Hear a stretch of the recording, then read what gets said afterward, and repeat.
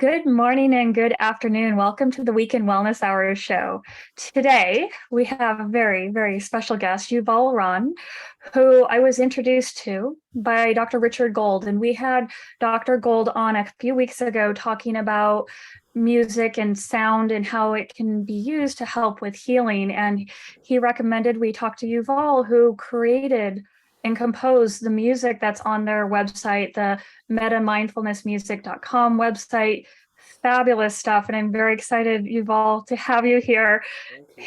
Your background is phenomenal. I'm going to let you share a little bit about that because some of the things that you've done is just truly incredible. Well, thank you for having me on the show, Amy. I always love to talk about my work because my musical work has been helping people all around the Mhm. world. Millions of people are listening to the music and meditating with it. It helps them sleep. It helps them get over chronic pain.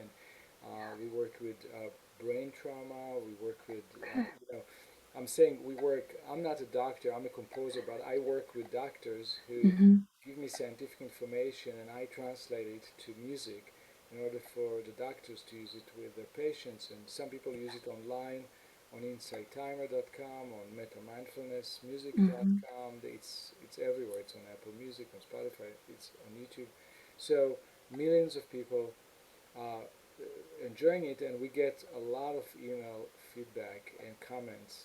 And it's the most rewarding thing is to hear from Yeah. people who use the music and it made their life better. It Yeah. helped them get over challenges, physical and mental. So And yeah. I love talking with people like you about my work because I know it helps more people to know about it. Absolutely. And so at what point did you started using music in kind of the healing and wellness world? Was that from the get-go when you started getting into music, or is that much later in your music career? Interestingly, I right when I graduated from Berklee College of Music in Boston Hmm. back in 1989, and I was a film score major. I came Okay. from Israel to Boston to study music for films, and back in Israel, I had background in composing music for theater and for dance, and I went into writing music for film and television, and that's what I studied. That's what Okay. I started doing in Boston, and then right when I graduated, I got a call from an incredible pioneer of sound healing research and brain research called Robert Monroe from the Monroe Institute in Virginia. And he was a Mm-hmm. pioneer that started back in the 70s to experiment with the hemisync sound and binaural beats. It's a kind of a way to use sound that comes from headphones along Hmm. with music to change the brainwave frequencies, so to slow down the brain into experiences of deep sleep or deep rest and deep contemplation. And so he was looking for a young composer that could write music that would complement the, the tones, the electronic tones that he Hmm. put together based on his research. And that was my first collaboration in Wow. that music therapy healing work, and Hmm. I was just in the beginning of my career. Suddenly, for me, it was just a job, and for me, Hmm. it was just like working with a film director. Okay. And I had no appreciation of the fact that I was just out of school and I was working, composing music for one of the leading researcher in brain entrainment and sound and Yeah. brain in the world. I had no clue who it was. Hmm. And for me, it was just a name. Hmm. Um, and all I wanted to do is write music for film directors, Hmm. TV directors, theater directors, and choreographers, and that was my field. So he was just one kind of odd scientist Oh. client, among Hmm. those directors. And that was it for a while. So that Hmm. was in 1990 when I Okay. worked with him. It was a great experience for me. I learned a Hmm. lot from him Yeah. about how to create binaural beats, how to Okay. create subliminal sounds, how to create sounds that affect the brain and manipulate the brain to slow down to Wow. therapeutic benefits. I learned all that from him. Okay. Then I went on to compose music for film and TV, and that brought me to Los Angeles. And I worked in Los Angeles since 1994, composing music for Fox and Warner Brothers, and doing movies and documentaries. Yeah. And then I had a chance meeting back, I don't know, maybe in 2005 or so, with a brain scientist and writer named Mark Robert Waldman, Okay. who wrote the book How God Changes Your Brain. And it's a book about all the studies that were done by scientists on how different spiritual practices can change the brain for better. Wow. Meditation, with chanting, different spiritual sacred chantings and prayers. And he's an expert in that field. And then he offered me to come to Esalen Institute in Big Sur, California, to teach Yeah. Oh, with him wow. about brain and spiritual traditions Hmm. of music. At that point, I neglected to mention is that along my career in film and television as a Hmm. composer and theater and dance, I also researched the music of the Middle East and sacred Okay. traditions of the East, all the way from India and China to ancient Israel and Turkey, and I did it originally just for my own interest, and then Hmm. I started incorporated into my film scores, and then Okay. I started incorporated into my own musical work with my ensemble, recording albums and performing around the world sacred music traditions from the Middle East and the Far East. And, Hmm. and so I became uh, kind of a scholar, or some people call me a music archaeologist of unearthing ancient traditions. I spent years, Yeah. almost 30 years, researching that, interviewing elders in Morocco, in Turkey, in Egypt, in Israel, in India, going to the tribes, meeting with the elders, spending time with them, learning about their traditions, making music with them, learning about the sacred chants of their tribe. And that Hmm. includes, Sufi tribes, Sufi leaders, um, um, experts of Nada yoga, the yoga of Okay. sound from India, experts of Kabbalistic, Hebrew, ancient chanting. And Oh. so um, I start teaching that in retreats. And Hmm. this neuroscientist, Mark Robert Waldman, Hmm. he's been an expert of the brain science of what's happening in your brain when you chant different Hmm. traditional spiritual traditions.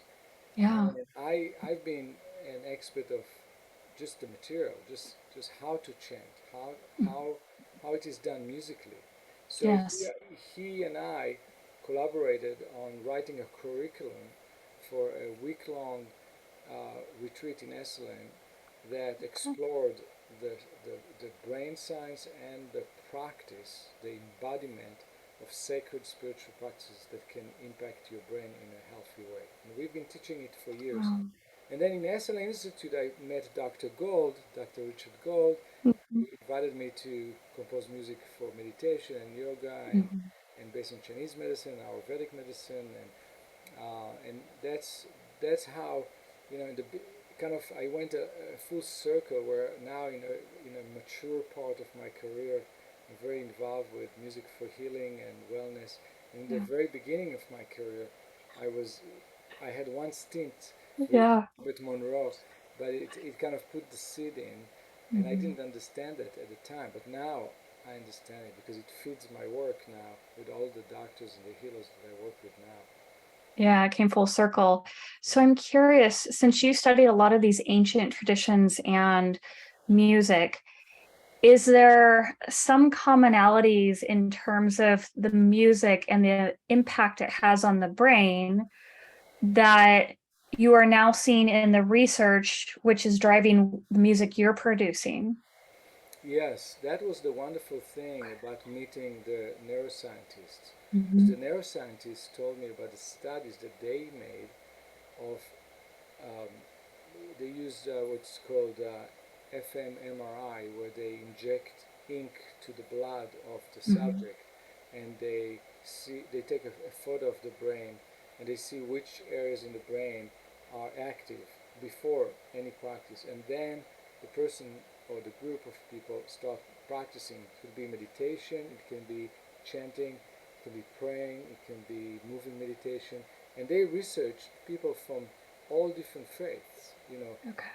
Buddhist nuns and Sikh monks and Buddhist monks and Christians and Jews and Muslims and Buddhists and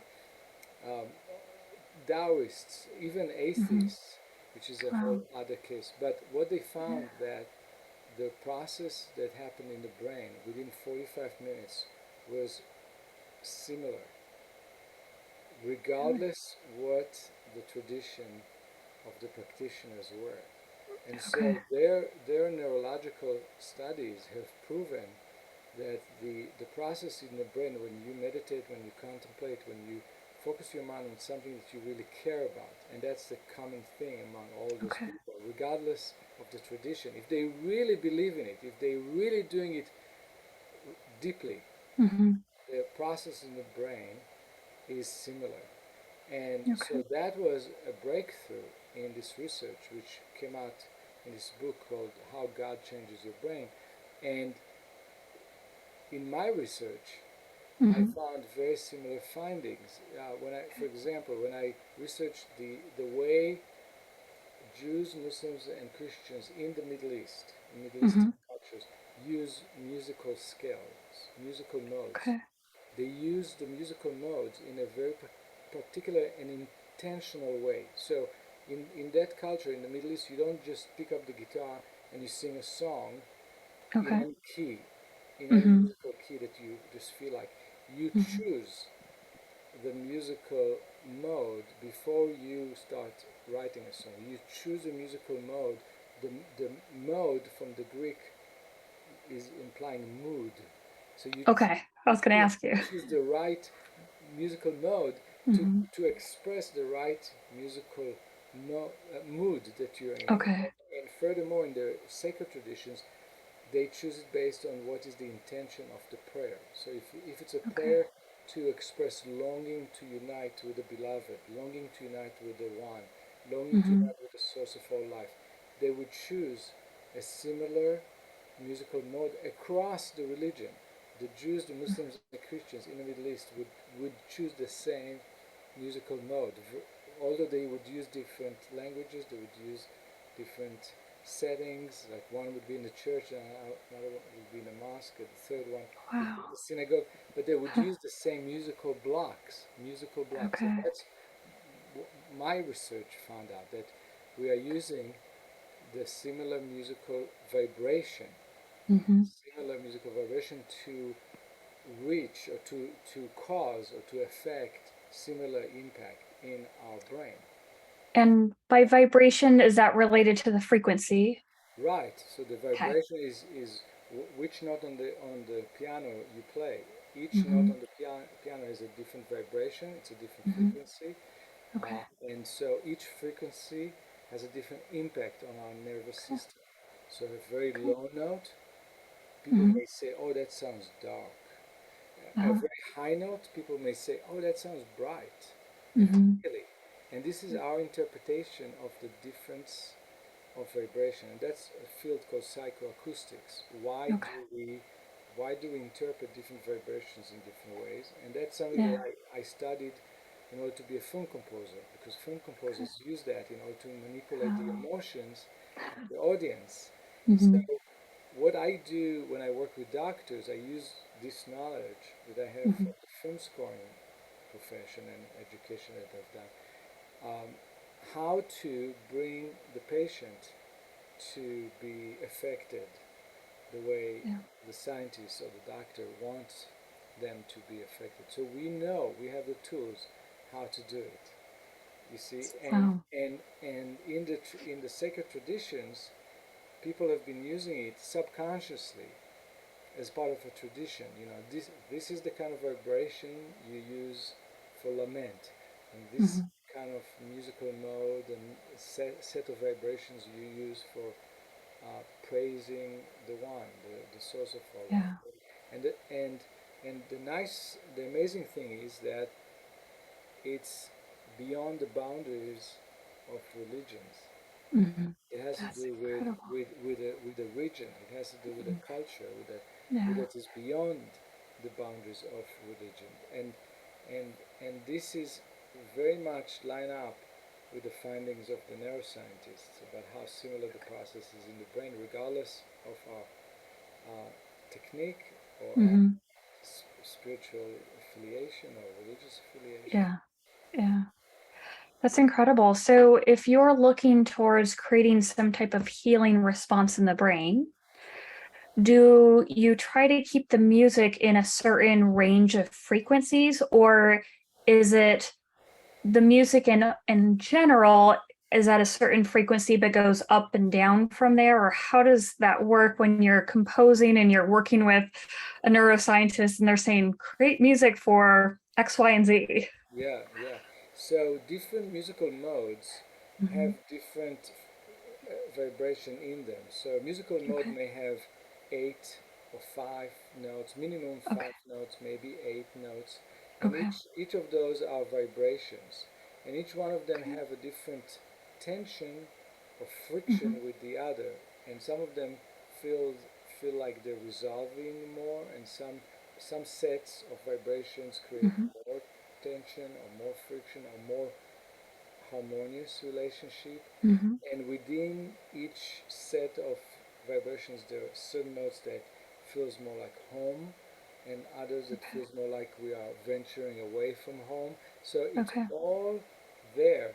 And so when I Hmm. compose music for therapeutic use or for neurological, project, uh, I have to determine what is the purpose, what is the intention, what do we want uh, the patient's or the listener's brain to do. And I use a set of tools. The musical modes and those vibrations is one tool. The other one is the Okay. tempo, the rhythm, the pulsation. For example, Okay. if you want to awaken, if you want to create more vibrancy in a listener, you can create like a heartbeat pulse. Okay. So, boom, boom, boom, and that kind of calls us to action. It kind of wait. So some patients or some uh, kind of energy set um, may need that, and another may need a very slow pulse or almost no Hmm. pulse at all, no Okay. rhythmic information. So the rhythm, the musical vibrations, the colors of the notes, the colors of the instruments, the kind of instruments, the intention of the musicians, all those are part of my tools, Okay. the toolbox that I have, and I incorporate all of them together in order to affect the brain. Um, in addition to these are all traditional musical tools that every Hmm. film composer or theater composer uses. Okay. In addition to all those tools, I use tools from the brain entrainment world Okay. that has to do with binaural beats and other techniques. Brain entrainment tools, these are things that are not used in film music Okay. because it requires you, well, some of them requires you to have headphones. It doesn't work without headphones. Hmm. Um, there's one brain entrainment technique called isochronic pulse, which works without headphones. So I've done some recordings. I put out some albums that have that option where you don't need Hmm. headphones and you can be affected. What the effect is that these subliminal pulses in the music or some subliminal tones in the music which you don't notice but they are there Okay. send they send constant vibrations to your brain, and the tendency of the brain and tendency of humanity is to synchronize our pulsations, our rhythms in our inner organ to external pulse. So, Okay. and it's a phenomena that it's beyond humanity. You can find it in nature. It's a physical phenomena when you take two grandfather's clocks that that swing, like Yeah. and you take one that swings in a certain rhythm, and you take another one that swings in another rhythm, and you put it next to it. Hmm. Just the proximity and the vibrations in the air start to Yeah. affect each other through the air. And after a certain time, it could be half an hour, 6 hours, or I don't know Hmm. the time, and it depends on many physical elements in the space. At the end, after a short, several amount of time, those two clocks will start synchronizing their pendulums. Wow. And it happens the same in nature among crickets.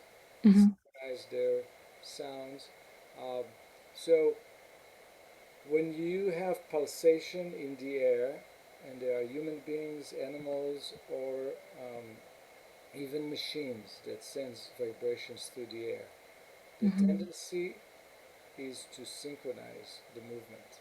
That's why when we go to a jazz club and there's a slow tune, you see people just going like this and they move their feet like to the beat. And even Hmm. people who don't want to dance, they're Yeah. not dancers, they don't like to dance, but the music starts to pick up and it's a fast swing, and you see people moving their feet Hmm. faster. Why do we do that? Yeah. We have, and they did a research with elephants, and they found that elephants do synchronize their movements, their steps, Okay. to an external beat of music. If you change the beat, the Hmm. elephants will change the way they step or move. So Interesting. it's not just human, it's animals and even clocks. So our brains waves, our brain has vibrations, and our Hmm. brain, if you feed your brain a certain pulsation, our brain would want to, after a while, synchronize to that given vibration. And that is the principle of brain entrainment, meaning Okay. training the brain to go to the rhythm that you want it to go. So when you and I speak right now, Hmm. our brain vibrates in a very fast speed, which is called beta waves. Hmm. Beta waves, right now, when we just analyze and think and talk in Right. an intellectual mode, our brain goes like this. Bzzz, Hmm. it just vibrates like this. And it's not all the brain. There's different regions in the brain, and different regions may have slightly different vibrations, but the majority of the regions in our brain go bzzz. Now, Yeah. if you and I would take 10 deep breaths, really Hmm. slow, deep breaths, but 10, Hmm. our brain will slow down to a slower vibration, which is more like,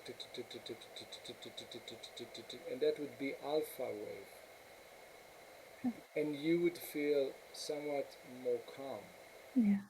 and it's Hmm. interesting. We can, so we can do that with music. We can slow down the brain with music, and we can further do it with those pulsations that comes from in the headphones, and those pulsations are being subliminally planted inside the music, and we can slow your brain further down to beyond just calmness, but to like a deep contemplation mode or a Hmm. deep sleep mode. And these can be very beneficial for people who, even when they listen to just beautiful slow music, Hmm. they still can't slow down. They still cannot relax or they Yeah. can't sleep. And so the brain entrainment and the binaural beats methods are working with the music to kind of increase the strength of the impact on the brain. Um, Yeah. some people, when they experience it, they just describe it as just feeling heavy, like being Hmm. grounded, like being kind of going down, and it does takes you to sleep mode or to deep Yeah. concentration mode. It, it pulls you down and in a positive way. And when people are listening to this music and these sounds, does it need to be audible to the ear? Or if you have it on at night where you have it so low that you can't really hear it per se, but it's still playing, is that beneficial? Yeah, yeah. I mean, you have to hear it. meaning Hmm. it has to be audible, uh, Okay. but the binaural beats can be subliminal, meaning they can be buried by white noise or by sounds of Okay. waves, ocean waves, Got or it. sound of music. So Okay. if you have the right kind of music, creating a good psychological effect, Hmm. plus those subliminal beats that are Yeah. covered below it very, very Hmm. quietly, but they are there, your brain, listening to the music, will detect those pulsations and the brain Okay. will want to synchronize to that. That's But neat. there has to be harmony between the beats. That's the whole art of it, and science is the Hmm. music vibration have to be in harmony, in accord with the vibration of the binaural beats or the Okay. isochronic beat pulse or whatever is that vibration that you want to send to the brain has to be in accordance and agreement and harmony with the kind of vibration of the music that you put on top of it. So Right. you can put music on it, Hmm. you can put white noise, you can put nature sounds. These are the three options that we know of Okay. that have been used. Or you just listen to those beats, but it sounds like a very, very, very low rumble that you hardly even can hear. But you Hmm. could put headphones and just have like, you know, Yeah. like a very Right. low hum that you Hmm. hardly can even notice. Okay. But it's a little boring to sit there Yeah. for 45 minutes with that low hum. So Yeah. we develop music that works with that, Okay. that you know multi increase in multitude the impact of those beats, because the music, if you do the music, if you craft the music Hmm. correctly, the Yeah. music will slow down the brain to Right. begin with and slow the heartbeat and bring relaxation. And so the music works in concert with those binaural beats or other brain entrainment. Interesting. Okay, so it's like two separate things you're putting together. So you have the part of the binaural beats or the isochronic pulse. You're pairing that with the music and some of the music traditions you've studied and you've worked on composing together. You combine those together to create this well, basically art where someone can listen to it, this music to help them shift their brain state. Right, right. Okay.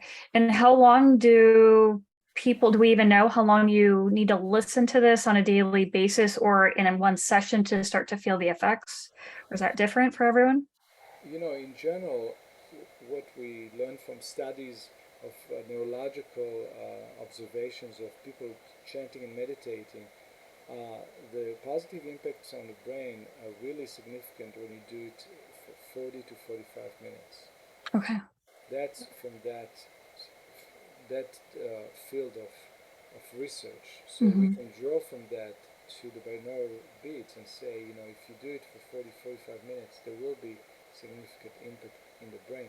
But the whole the whole issue of brain entrainment and binaural beats have been um, controversial because there are not enough studies that were done Hmm. with that, and there are some studies that have shown no results, meaning some Hmm. people who've used it, their brains just didn't move, didn't Hmm. synchronize with the pulsation, Yeah. and some studies show that the brains of the subject did synchronize with the pulses that were fed to them through the headphones. So there's some uh, Okay. confirmations from Hmm. studies and some studies that show no impact. And Hmm. those studies are all with very small groups, so Yeah. they're not very reliable. And so Hmm. there's nobody that really sponsoring. There's Okay. no pharmaceutical interest in it. So No. there's no big there are no big studies, and we hope that there will be more interest on the part of neuroscientists Hmm. to say, hey, Yeah. we really want to know how it works. What we know is that it works in clinical Hmm. a situation where there are doctors that we work with that use it, and they say they use it because their patients benefit from it. So Yeah. it's just their experience, but Right. there's yet to be a lot more research on a large scale done with the whole field of binaural beats, and hopefully it will confirm it and make this therapy or that use, positive use, more Yeah. wide, much more wide and much more known. Once there's going to be this clear, clear confirmation by Yeah. large studies. Yeah, and I'm curious too, because we've been talking about the brain and there's brain states and brain waves. So what about the impact on like the heart? Because the heart has a certain frequency. Yes. Has there been any studies on that, or have you been heard of anything how this music can change maybe your heart frequency, or there's this whole study of heart math and connection? Yeah, there's interesting work that is being done now with sound to benefit heart. Um, Hmm. um, they found certain frequencies that improve on the health of the heart. Okay. And these are just sounds, just like ultrasound therapies, Okay. it's not music. Got it. But that will open the door because they're developing this technology now.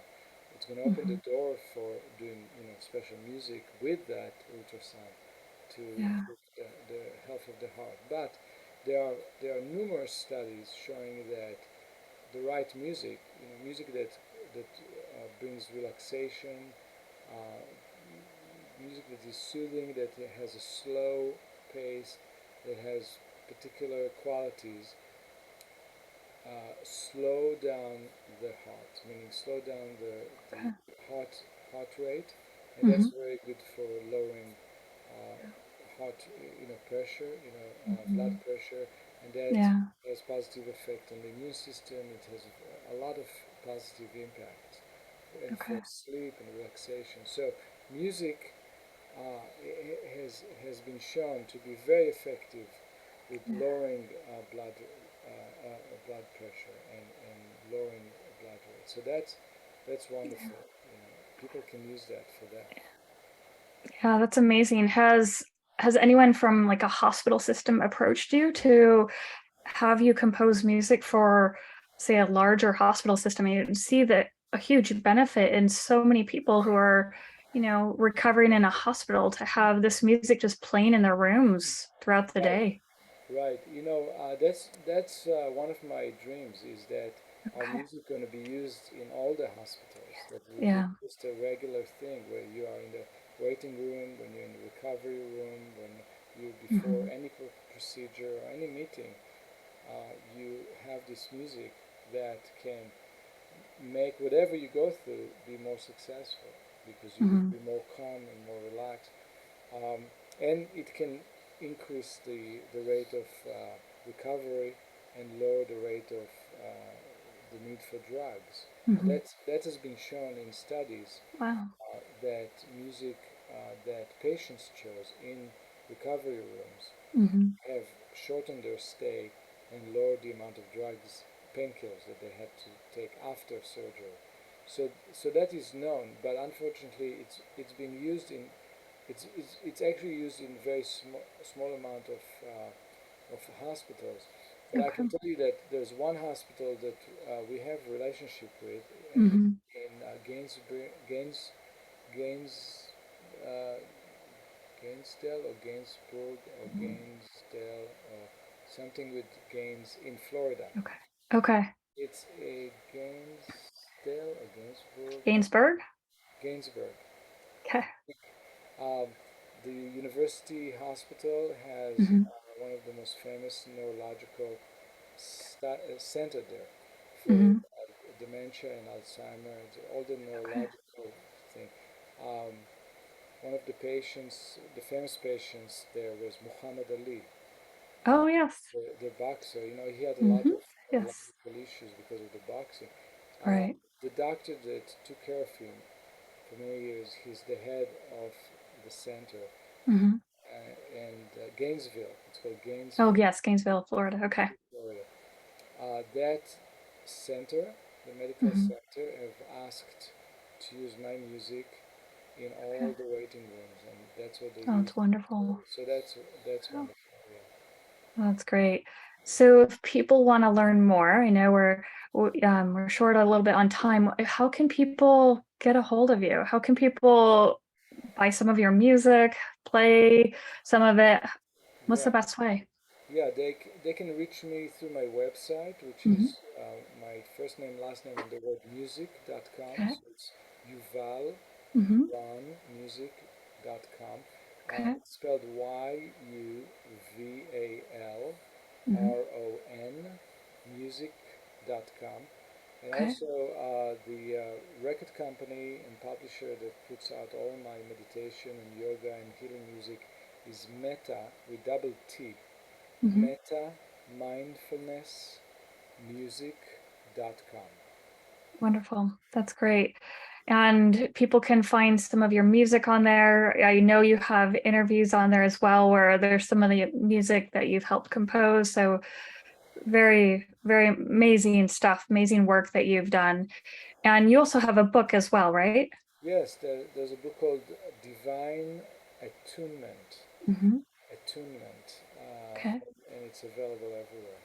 Okay. Well, really appreciate your time. Thank you Thank you, so Amy. much for Love talking joining us to you. today. Good, Yes. good. We'll be in touch. Okay. And thank you all for joining us today. Have a great rest of your weekend. Take care and see you next week. Bye now.